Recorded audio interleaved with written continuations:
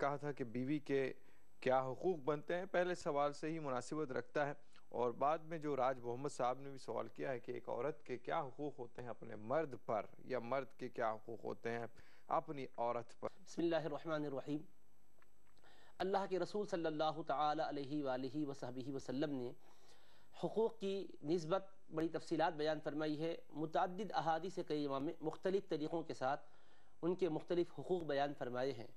ان تمام روایتوں کا خلاصہ لب لباب مجموعہ اگر ہم سامنے رکھیں تو یہ حاصل ہوتا ہے کہ ان کا پہلے بنیادی حق یہ ہے کہ ان کو تعلیم سے ہم مالا مال کریں، کیونکہ تعلیم کے بغیر انسان روشنی حاصل نہیں کر سکتا ہے اور تاریکیوں سے نہیں نکل سکتا ہے۔ تو تعلیم خود ایک روشنی ہے، اجالا ہے۔ تو تعلیم کے زیور سے آراستہ اور پیراستہ کرانا یہ سب سے پہلا بنیادی حق بنتا ہے۔ اس کے ساتھ ساتھ پھر تربیت بھی ہونا چاہیے، معلومات کا ذخیرہ ان کے سامنے لا لیا جائے، یہ تعلیم ہے، لیکن اس پر عملی زندگی میں وہ نافذ کر رہی ہیں یا نہیں کر رہی، اس کی نگہداشت کرنا یہ تربیت ہے۔ تو تعلیم ہے، دوسرا تربیت ہے۔ پھر اس کے ساتھ ساتھ پاکیزہ طریقے پر زندگی گزارنے کا ان کو ڈھنگ اور سلیقہ آ جائے، اس کا نظم کرنا، یہ بھی اس کا بنیادی حق بتلایا گیا ہے۔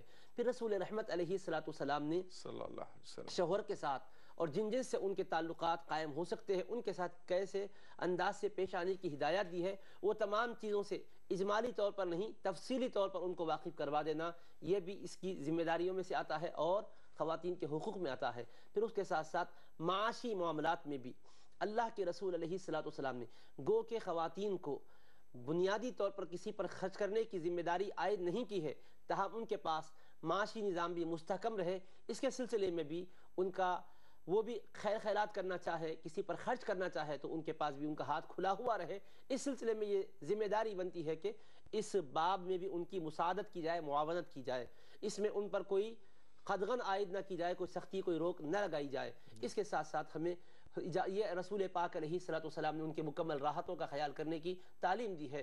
بچیوں کے باب میں بھی رسول پاک علیہ السلام کی یہی ہدایات ہے کہ ان کے ساتھ نہایت ہی مشفقانہ سلوک کیا جائے، اور خاص طور پر لڑکوں کو ترجیح دے کر لڑکیوں کا دل نہ دکھایا جائے۔ رسول پاک علیہ السلام نے ان کے اکرام اور توقیر کا حکم فرمایا، اور ساتھ ساتھ بشارتیں بھی دے دی ہے جو اس کا اہتمام کرتے ہیں کل بروز محشر جنت میں میں اور وہ اس طرح جائیں گے، کہہ کر آپ نے اپنی دونوں انگلیوں کو ملایا، شہادت کی انگلی کو اور اس کے بعد والی انگلی کو ملا کر آپ نے فرمایا کہ دخلت انا والجنت کہاتین، دخلت انا وہو الجنت کہاتین، کہ میں اور وہ جنت میں اس طرح جائیں گے۔ فرما کر رسول کریم علیہ السلام نے غیر معمولی اپنی شفقتوں کا، عنایتوں کا اظہار فرمایا۔